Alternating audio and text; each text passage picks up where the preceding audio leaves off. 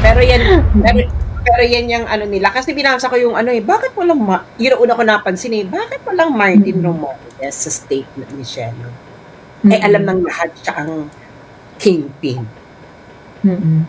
Kabayad ka, Shelo? Tao ka ni Martin? Kabayad ka, Shelo? Tao ka ni Martin? Looks like it. Actually, kabayad ka, Shelo? Tao ka ni Martin? Looks like it. Actually, kaya ako hindi ko inaano si Shelo, hindi ko nire-repost. Hindi ko talaga siya trusted. Parang sige, I appreciate the reasonable conversation at times. Pero kasi hindi ko talaga matake yung yung every time na meron silang issue about corruption, lagi silang nakatutok kay Inday. Hindi ko talaga matake. Kaya yun, tapos parang feeling ko, yung ina-explain mo, naririnig ko rin naman sa iba. Di ba? Pinasa ko. Di ba? Nabasa nyo yung statement. Hindi to sa budget. Taka nga, beneficiary kayo ng budget sa MOOE. Pang PR. Di ba? Oo. Lalo na tumaas ng 17 billion. Baka etos lang na magiging anti-budget kayo. Kasi alam niyo namang hindi mananalo yung sa Supreme Court. Meron palang Supreme Court decision. Alright, reaction TVBH. Nagbabalik po, reaction. Napakaganda po ng pag-uusapan natin ngayon, ha? January 31, meron daw rally. Ang mga dilawang pinklawan na hindi mo na maintindihan. Nakasama ni Trillanes, nakasama ng mga komunista. Para po sila mga mga nawawalan na sa sarili. Di ba? Ito po, pakinggan po natin si Madam Sas, tsaka si Madam Joey De Vera. Tapos meron po akong ipapakilalang tao sa inyo. At kayo po ang kumilatis. Kayo po ang kumilatis sa tao na ito kung talagang ang tao na ito po ay talagang ayos o hindi ayos. Pakinggan po natin. Gusto ko lang sabihin na huwag kayong a-attend ng January 31 rally. Alam mo, sobra nilang deceitful. Sabi niya, huwag kayong a-attend ng January 31 rally. Tapos sabi ni Madam Joey, sobrang nilang deceitful. Ang tanong, kayo bang dalawa ay nabudol ng tao na ito? Ito po mga ka-reaction, ha?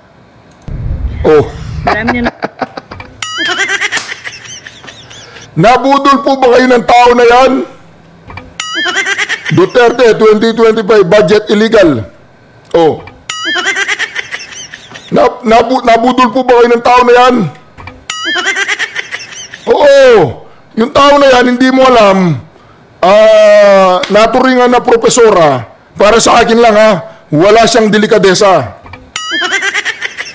Kung makasakay sa issue,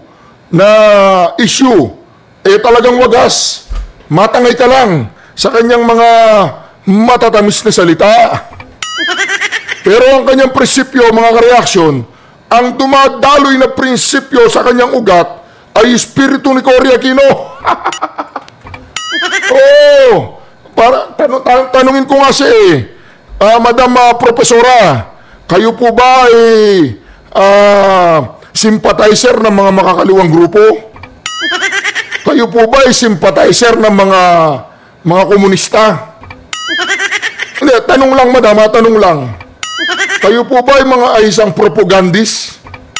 Mapagbalat kayo? Pakinggan po ninyo kung ano sasabihin niya, ha?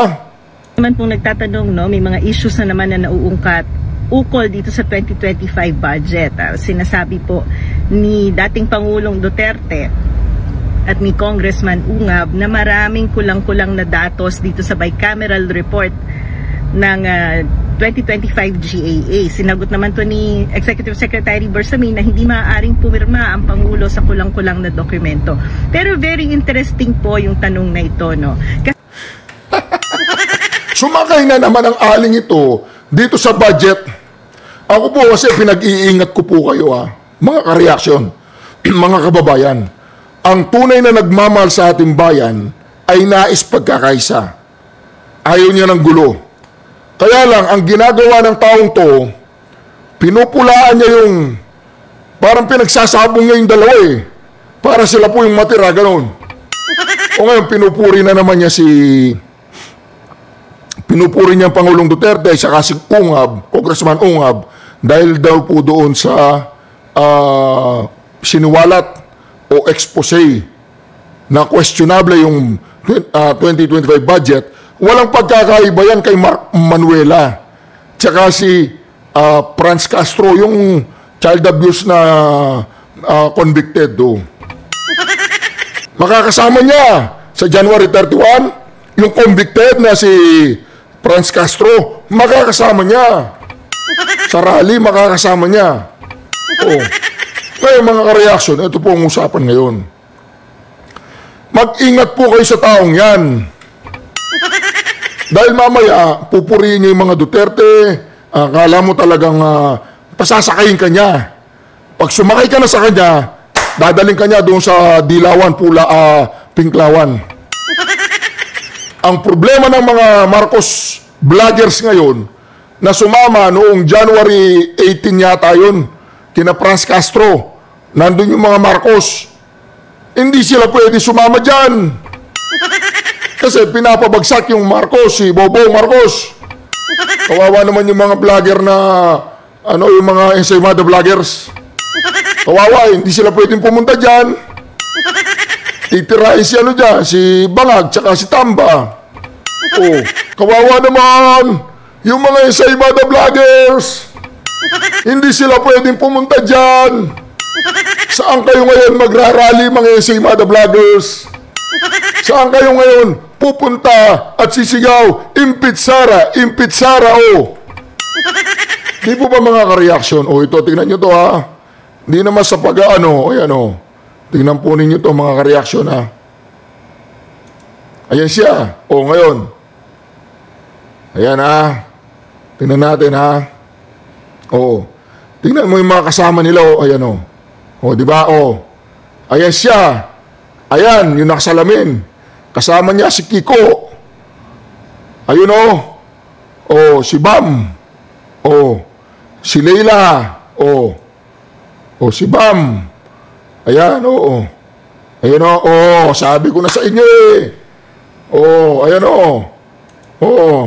Nakikita ninyo, nakaganon sila. Oh. Oh. Ayan. Nakaganon po sila oh. Ayan oh. Oh, nakikita nyo. Nakaganyan. Nakaganyan sila oh. Laban. Laban, laban. Bawi, bawi. Laban, laban oh, di ba? Sabi ko na sa inyo mga ka-reaction, ang babae niyan tinatarantado lang yung kaisipan ninyo yan oh. Oh. Yan. Oh. Sumakay na naman. Profesor. Tanong ko lang sa iyo, tanong lang to. Yung bang prinsipyo mo prostitute? Tanong lang. Yung bang prinsipyo mo prostitute kahit saan pwede? Kani-kanino nagigapid. Tanong lang yan Huwag kang magalit sa akin, profesor Oh, yan oh. Salamat naman. Ayan oh. Tingnan nyo. Mga ka-reaction. Oh. Ayan oh. Oh. Taga lang. Oh. Ayos siya oh. Oh. Diba? Oh, diba? Oh. Ayan. Oh, yan oh. Oh. Diba? Ayan. Oh, ayun siya. Yan oh, yan oh. Oh. Oh, si Kiko. Si Leila, Madam Saba. Ayan oh. Ayan. Oh, diba? Yan ang sinasabi ko eh. Oh. Problema ngayon ng mga ensaymada vloggers. Ang problema po ng mga ensaymada vloggers, hindi sila pwedeng pumunta dyan.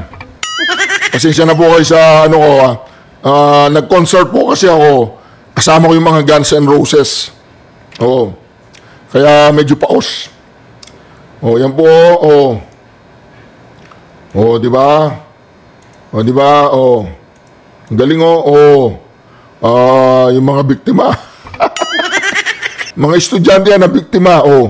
Sige, pirma kayo dyan. Oh. Ayan, oh. Oh, sumuto ba? Oh. Di ba? Oh, yan po sila. Oh, yan oh. Oh, bisitang walang dangal. Oh. Kasama pala siya sa mga bisitang walang dangal. Oh. Mantagin po ninyo yung mga ka-reaction. Oh.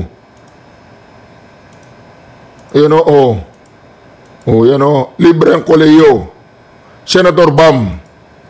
Oh, di ba galing? Oh, yan o, oh. Oh.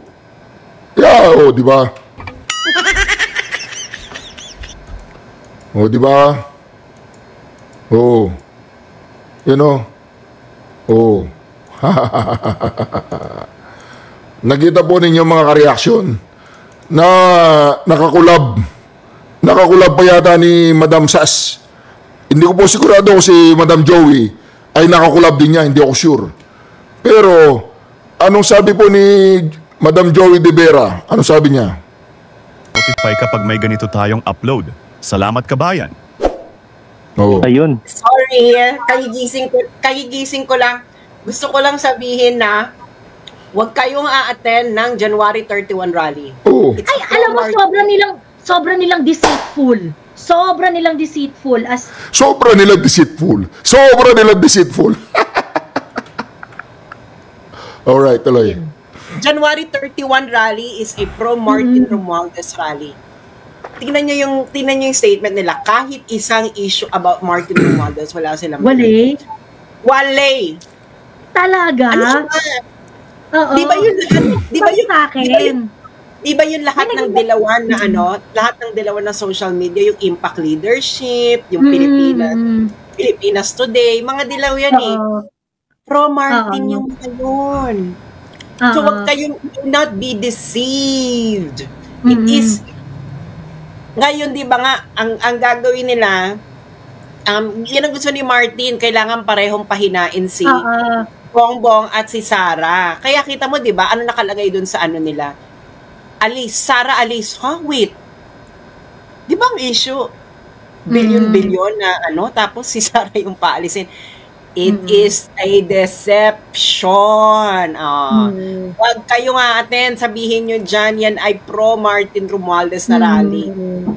Galit kayo sa sa BICAM, nandiyan ang kasama nyong akbayan. Chinek ko ang journal ng botohan ng BICAM report sa Congress. Kasi diba pag bobotohan yun sa Congress, yung final report. Dahil walang umalma. Walang umalma sa kanila. Tapos nandyan siya sa rally, yung akbayan. Nasa sila Congress ha. Huwag kayong maniniwala dyan. Do not be deceived. January 30, that is already the political base of Martin Romualdez. Kasi walang political base si Martin Romualdez. Baka nga ang mangyari sa 2028. Baka ang mangyari sa 2028, Martin Romualdez president, Risa vice president. Baka ganyan ang ano niyan. Okay. Wow. Tingnan nyo, di ba walang, di ba? Di ba, mga vets? Basahin yung statement, pumunta kayo dun sa ni Shell. Kababasa ko lang sa ni Cathy Binag tapos naloka nga ako. Bakit Martin, Marcos budget pahirap, tapos Sara alis? Bakit yung dalawa lang yung Cielo Magno. Ninyo? Tapos binasa ko yung long statement. Tapos may may event pa si Trillanes on the same day, same venue. Oh? Oo! Wala yan. Diba? Nakita ninyo, basahin nyo, hanapin mo yung pangalan dyan ni Martin Romualdez. Wala. Kasi, yan na ang base ni Martin Romualdez. Kailangan niya ng political base. Ipag-isip-isip. Sa ni Shelo? Sa page ni Shelo Magno? Tingnan mo si Cathy Binay, ni-repost niya yung ni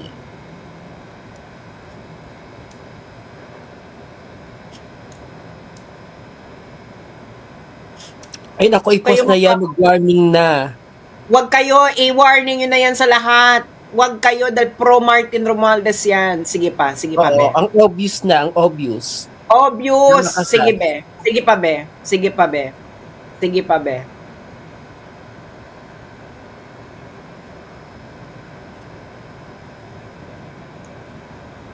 Ito. Yan. Tingnan mo, basahin mo yung yung basahin mo. Tinan mo, hanapin mo yung Marcos Duterte managot, Marcos budget pahirap, Sara alis dyan. Boses ng Pilipino, Konsyerto ng Bayan, Clergy and Citizens for Good Governance. Ay, may pare. Talagang huwag kayo matindi may pare. Seymour. Tinan mo, hanapin mo dyan si Martin Romualdez. Ayan po yan. Yan po sinasabi nila. Clergy and Citizen for Good Governance, 31 January 2025. The Clergy and Citizen for Good Governance rejects corruption in all forms. We demand accountability from the Marcos, Dutertes, and our Congress. Congress, no, dapat accountability from the President, the Vice President, and our, dapat ganon. Diba? We reject the 2025 national budget because it promotes the interest of politicians and betrays the welfare of the Filipino. It was designed to weaken our institution, promote patronage politics, and reinforce the unjust status quo. It defunded PhilHealth to force Filipinos to beg for financial medical assistance from politicians. It slashed the budgets of the 4Ps project in favor of Ayuda politics. It undermined education by reducing the budget for hiring and training of teachers and the computerization program. In the process, it violated the Philippine Constitution that mandates the primacy of education in favor of pork barrel under the guise of Critic Public Works Project. The budget for public transportation was reduced and the AFP modernization program was deprioritized. Priority infrastructure projects were defunded. Okay, blah, blah, blah, blah. To this end, we demand the following. We call on the Supreme Court to rule on the constitutionality of the General Appropriations Act of 2025. We call for Congress to repeal the General Appropriations Act. We call on Congress to enact anti-political dynasty. We call for genuine transparency. We call on the release of the names of the supposed beneficiaries. Our stand includes call to adjust the corrupt practices. We call on Congress to exercise to rid of government inept and corrupt politicians like Sara Duterte by impeaching her. Oh, so it's impeach Sara na rally. Kunwari lang. We demand Secretary Teodoro to disclose the result of the military's investigation of 2 military aides who ended up in possession of the 125 million confidential fund of the Vice President Duterte. Oh, bakit yung call to action para kay Sara? Exactly. Kasi yung karamihan dyan, meron yun, halimbawa, kasi tine-check ko nga yung mga funders na yung mga nilista dyan. Yung kaya natin to, P8, yung kaya natin to, that is a recipient. That is a recipient of USAID and National Endowment for Democracy. Ang dami ko pa nakita dyan na recipient ng USAID. Huwag kayo dyan, kasi ang gagawin niyan, alam nilang kaunti sila. Sinakyan nila tong issue dahil ito ay across political lines. Ngayon, papupuntahin kayo dyan, pero ang isisigaw, impeach Sara para magmukha sa sa picture, madami. Ganyan ang ugali ng mga yan. Alam ko yan. Kaya ako, sabi ko, ay, bakit itong si Shelo wala itong binabanggit about heavy luggage, bakit ang balat niya kay Martin Romualdez very light. Diba? Wala yan. That is, yan. So, ibig sabihin mga ka-reaction, maraming salamat naman at si Madam Sas Rogado ay nakalabit na. Nakalabit na po ng katotohanan na itong si Shelo Magno ay talagang dilaw ang dugo. Dilaw po ang dugo. Tanong ko nga kay Shelo Magno Madam, anong problema natin? Malakas na ba yung dilawan? Lumakas ba kayo? Nakakuha ba kayo ng suporta galing sa mga loyalista ni Bangag? Nakakuha ka na ba ng suporta sa mga Duterte? O pati yung mga dilawan na kay Duterte na ngayon? Dahil nahalata nila kayo, baka tanong lang sympathizer ba kayo ng mga komunista? Sympathizer ba kayo ng mga umaakit sa bundok? Tanong lang yan, madam, tanong lang Baka magalit ka, tinatanong lang kita. Diba? Ganun yan. Yan. Na kayo, do not be deceived. Kasi hindi, bakit wala kang Martin Romualdez na nabanggit? Eh, siya ang nasa behind yan. Ba't hindi mo mabanggit si, yung mga bycam na dilaw? Di ba may mga dilaw na nasa bycam? Si, si Stella Kimbo. Ba't hindi nyo mabanggit? Wala yan. Hindi nyo masabi-sabi, no? Wala yan. Dinideceive lang kayo niyan para magbukas. Pagkatapos, dito pang pakiusap, tas ang call to action for Congress to act to impeach corrupt officers like Sara Duterte. Bakit si Sara, billion yung inaward ng House of Representatives sa sarili nila? Wala yan. Alam nyo na, di ba? So, puntahan nyo yung wall ngayon ni Shelo Magno. Bakit ayaw yung paalisin si Martin Romualdez? Ba't ayaw yung singilin si Martin Romualdez sa heavy luggage? Eh yun, meron ng decision yun sa Delaware.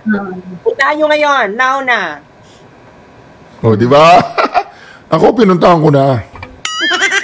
Nung isang vlog ko, pinuntahan ko na eh. Winarningan ko na ang mga Pilipino kay Shelo Magno. Di ba? Legit, tanong lang madam, kayo ba ang legit na budolera? Kayo ba ang legit na Professor Budol? Tanong lang madam, baka magalit ka. Hindi ako trolls ha. Gusto mo mamatay na yung bayaran gusto mo basta ako hindi ako bayaran. Aamunin kita, Shelo. Hindi ako trolls. Di ba? Lapagan tayo ng katibayan na hindi ako trolls. Pero masasabi ko, gusto mong budulin yung mga supporter ng mga Duterte, ganoon. Diba? Hindi pwede yan. Hindi natin palalampasin yan. Lahat ng umaatake kay Sara Duterte ay hindi namin palalampasin. Sino man ang aatake kay Sara Duterte, sisira kay Sara Duterte, babanat kay Sara Duterte, ay hindi namin palalampasin yan. Isa ka pa, Shelo Magno. Isa ka pa. Tao ka ba ni Tamba? Hindi, tinatanong ko lang.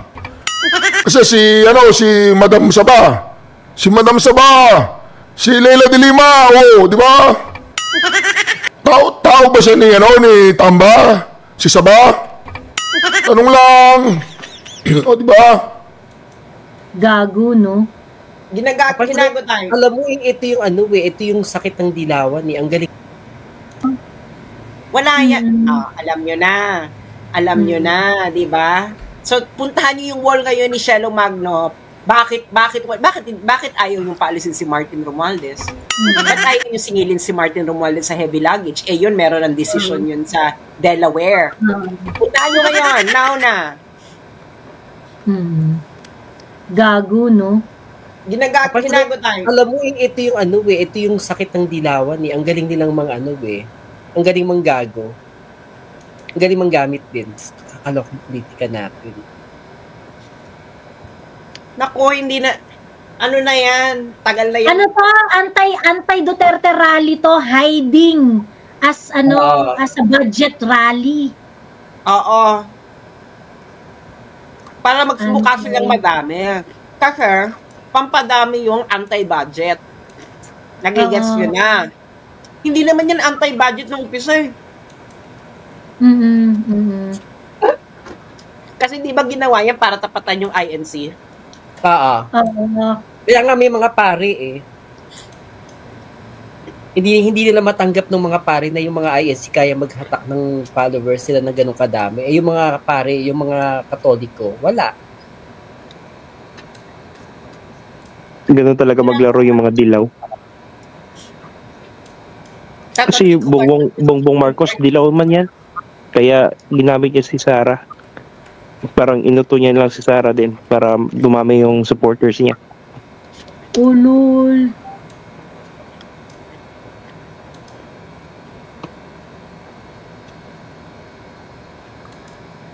Nagising na. Di ba? Ganyan yan eh. Hindi nakita mo, Sas. Actually, may nakita na yun ako nagpo-post niyan eh. Actually, beware, ganyan. Mami Laika, nung nakita ko na si Trillanes calling for anti-impeachment ng 31 pagkatapos same venue, doon ako turn off na parang, ano ba nito eh? Ano pala, nandiyan pala si Trillanes, na? Diba? Yeah. Miss Joey, ito ba yung ini-invite ka? Ito yon? Ay, tinitingnan ko kasi yung 31 din yung invitation sa akin eh. 31 yung invitation, pero dito, ang call nila is the General Appropriations Act stands as the most corrupt budget in the history of our nation. We vehemently condemn the brazen complicity of President Ferdinand Marcos, Speaker Martin Romualdez, and former House Appropriation Committee Saldico. So dito pinangalanan nila ng bonggang-bongga yung tatlo. Sino nagbigay sa'yo ng invitation? Ha? Sino nagbigay sa'yo ng invitation? Sabihin ko sa'yo sa... Ngayon na? Hindi ko rin kilala eh. Ngayon na? Hindi ko kilala yung name niya. Hindi sikat. Tapos, baka alam ko. Bigay mo sa akin. Wait.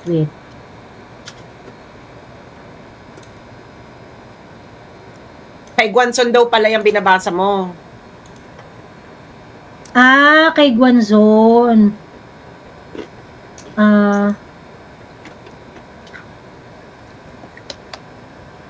Ayan.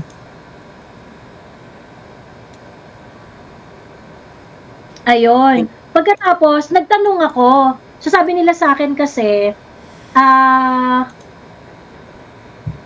ayan, so we kindly ask for your support by signing our movement and sharing it with your audience. Your influence can significantly amplify our message and inspire meaningful change. Pagkatapos, sinend ko yung photocard ni Trillanes, yung pinost ni Flipping Express. Sabi ko, sama na kayong lahat sa rally sa January 31 para sa impeachment ni VP Sara. We are inviting everyone to join the multi-sectoral rally para sa impeachment ni Sara on 9 a.m.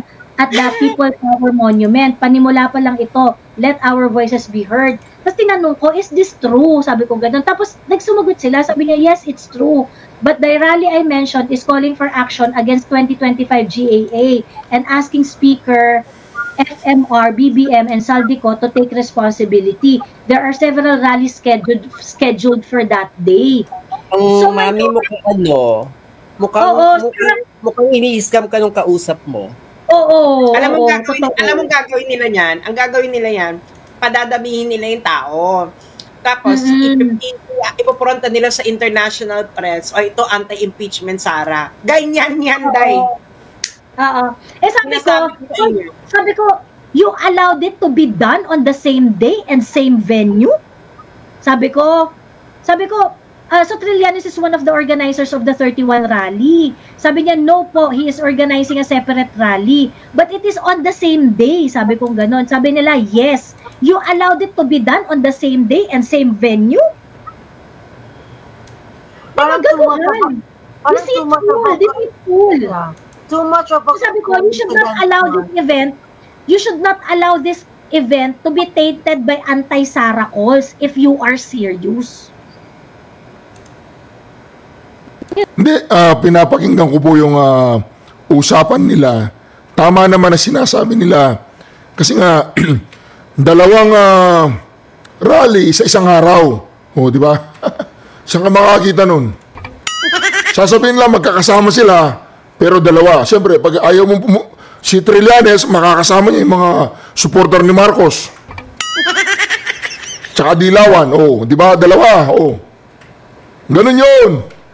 Si Trillanes, makakasama niya yung mga loyalista, mga vloggers. O. Di ba? Sabi ko. Too much of a coincidence na, Miss Joey, na yung rally ni Trilly is on the same day, same venue. Tapos meron namang another rally for the budget, diba?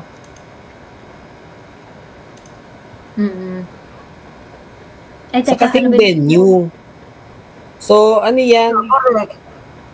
Gagamitin lang yung mahihikayat yung gagamitin na ano. Yun nga yung sabi ko kay Miss Joey kanina, Miss Laike. Hindi sa atin yan. Oo. No. Scam yan, scam. Ini-scam ka, Oo. Mami Joey. Oo. Ayun. This ngayon, sinend ko nga yung sabi ko, you allowed it to happen on the same day, tas nandun si Trillanes, same venue. Anong final na sagot nila sa'yo, Miss Joey? Sabi nila meron daw rally before 31. Mag-organize din daw sila ng rally, separate rally before 31. So, papaalisin nila kayo? Pero ang tagal niya nag-reply na after. Ang tagal na nag-reply sa akin after. Pero kasi sinabi ko nga, you should not allow this event to be tainted with anti-Sara calls if you're serious. Sabi ko gano'n. So, don't worry, ma'am, we'll hold a rally before January 31, separating from those involved with anti-Sara. 31 yung nakalagay doon sa invitation nyo eh. Wala yan. Kaya ang ginawa nila yan, binubudol kayo. Ang gagawin nila, pararamihin nila yung tao dyan kasi gusto nilang tapatan yung INC rally. Ngayon, ang gagawin nila, pag dumami na yung tao dyan, pipicturean nila, tapos ipapadala nila sa press, ito yung kadaming taong gustong tanggalin si Sara. Hindi na kayo natuto. Ginawa na nila yan before. Naalala nyo yun? May mga ganun silang ginawa. I-research nyo yun nung panahon ni Duterte. Sabi nila anti-Duterte rally, tas yung rally pala Duterte. Nako. Gagaling talaga ang mga NPA magsilta. Well-trained yan sila. Hindi yan sila NPA, ibang grupo yan. Akbayan Basta involved yung Pilipinas Today. Kung yan isinusunod ng Pilipinas Today or Pilipinas Today kung anong lugar o Pilipinas Today kung ano man. Si Martin yan. Involved si Martin yan. Kaya kanina, Mami Laika, nung bago ka yata umakyat no, nakwento ko na kasi yon. Sabi ko, alam niyo, ini-invite ako nung tapos nung nalaman ko, ang tawag dito, andun rin si Trillanes. Sabi ko, for that reason, hindi ko tago pupuntahan yan, doon si Trillanes eh. Diba, I'm rallying behind Trillanes? Ew. Wala yan, hindi, kita mo, di ba, puro ang nila, panagutin ang corruption ni Sara Duterte at ni Duterte, saka ni Digong, yun ang nakalagay sa kanilang call. Parang, wait, di ba inaward na lang nila ng bilyon-bilyon yung mga sarili nila? Corruption. Ito malinaw na si Martin may malinaw na heavy luggage issue na sa Delaware. Hindi nyo mabanggit. Huwag kayong maniniwala. Tapos, malapit na ang 2028. Ang si Martin Romualdez, kailangan niya ng political base. Hindi, parang kulang yung BBM base for Martin Romualdez kasi hindi lahat yan sold sa mga Romualdez, ang mga loyalista. Ang karamihan ng mga loyalista ayaw sa mga Romualdez yan. Correct. Oo. Kasi yung ibang loyalista sinisisi yung mga Romualdez. Elda nung unang panahon. Diba? Ngayon, kailangan niya ng ibang political base. Hindi ba? Kaya nga, di ba, sinong kasama niyan? Nirecruit niya na sa kanyang, si Stella Kimbo. Si Stella Kimbo, dilaw yan. O, ba't hindi nila mabanggit si Stella Kimbo? Bakit hindi nila mabanggit yung heavy luggage? Hindi kina-cover yan ng mga ng mga dilaw. Can you imagine ilang beses na natin tong wala yan. Hindi mo mabanggit si Martin Romualdez. Siya ang ganun ka-naive na hindi mo alam na si Martin Romualdez ang isa sa mga prime mover ng corruption sa BBM administration. Kung hindi mo alam, bakit ka makikijoin dyan? Wala sige, yan. campaign natin. I-boss natin ang campaign. It's not really an anti-budget call. It's not really an anti-budget. Their call to action is to impeach Inday. Yes. Oo. Yun ang call to action nila. It's an impeachment. It's an impeach Inday rally. Ang ginawa lang nila, behind the national budget issue. Ang ginawa lang nila, alam nilang hindi nila kaya mapantayan yung INC rally. So ngayon, humanap sila ng ibang issues na pwedeng may mga tao makijoin. Kasi nga, ganyan ang pag-organize mo ng rally. Ang gagawin mo, papadamihin mo yung issue. kunwari. Tapos biglang magugulat ka nila, ay, bakit ibagsak ang gobyerno na? Oo. Ganon yun, mga bets, ang mag-organize ng rally. Diyos ko, dahil lumaki ako sa Mendiola, no? Alam ko Di ba nga may mga dating rallyista na parang, hala, ang pinunta ko ito is ganto-ganto, bakit ganto na yung sinisigaw pinapagawa sa amin? Yes. Ngayon, wala ka na magagawa kasi napicturean na nila. Mapapadala na nila sa international media. Papalabasin nila ito ganito karami ang gusto pa-impeach kay Inday. Oh, may magagawa ka pa ba? Huwag maging tanga. Wala yan. Pag ganyan, hindi kayong maniwala. Bex, may kukwento pala ako sa'yo na may kukwento ko sa'yo. Pag hindi pang public consumption. Okay. Pero yan yung nila. Kasi binasa ko yung bakit walang, yun una ko napansin bakit walang Martin Romualdez sa statement ni Shelo? Alam ng lahat siya ang kingpin. Kabayad ka, Shelo? Tao ka ni Martin? Looks like it. Actually, meron ng mga... Sabi po, bayad ka, Shelo? Tao ka ni Martin? Bayad ka, Shelo?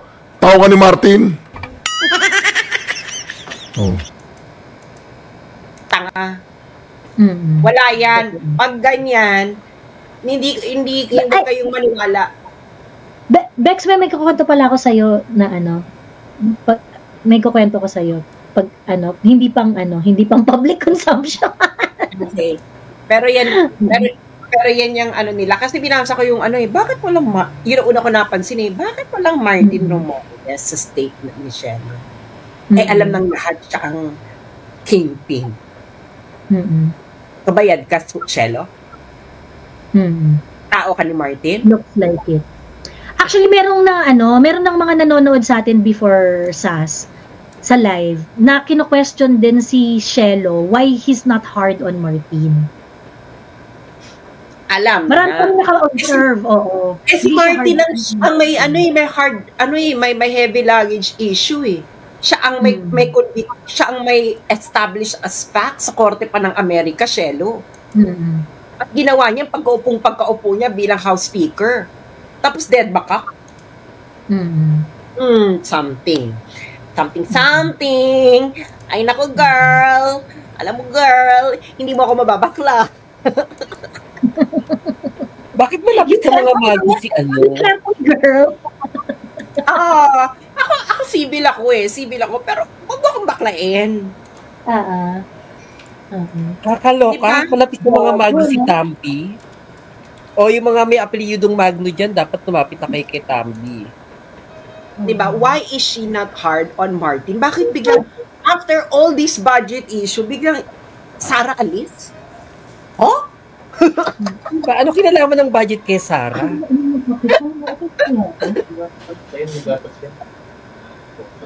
Huwag kayo dyan. Girl. I know, Shelo. You were still okay with me, but girl. Baka yung argument na naman nila nito is yung INC daw ginamit na para manghikayat ng mga BBM supporters kasi sabi in support of the president. Talaga yung mga support of the president yung nila in support of the statement of the president. Yun nga. Impeach si Sara. Tapos ginamit na ng mga BBM supporters na in support daw ng president, yung ganun. So nagpuntahan din sila doon, pero pagdating na doon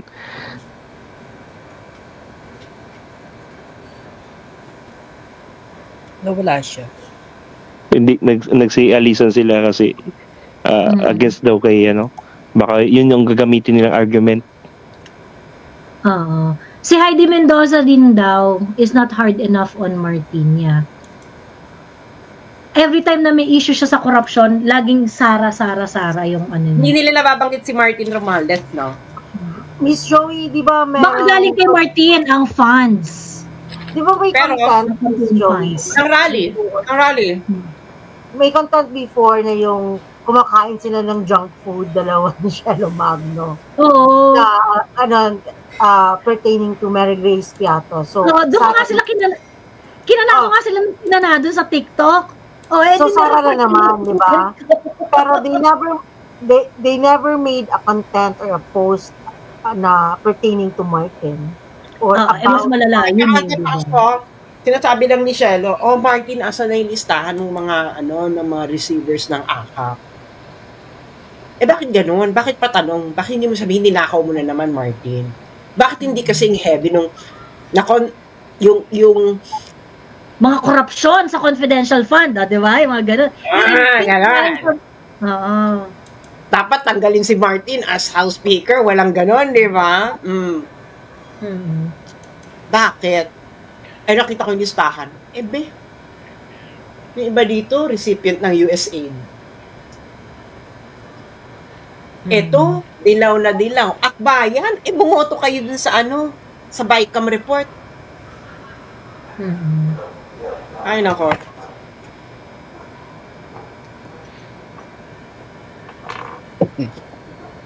Yan? Nagpapadami ng tao. Yun ang niya, nagpapadami sila ng tao. Kaya ang ginawa nila, anti-budget din to. Alam kasi nila, pag anti-budget, marami yung sasama, ganyan. Tapos pag nandun na, isisigaw na nila, impeach, Sara, gaganyan na sila. Tapos yun ang i-report ng media. Gets yun na. Yun ang i-report ng media, papipicture nila, papadala nila sa international press. Tapos yun ang sabihin nila, kita mo, ang daming gusto magpa-impeach kay Sara. Ganon! Naku, tigilin nyo ako mga baby! Diyos ko, Lord! Lumaki ako ng Menjola, alam ko na ang mga eklabo ng mga civil society organization. Dahil.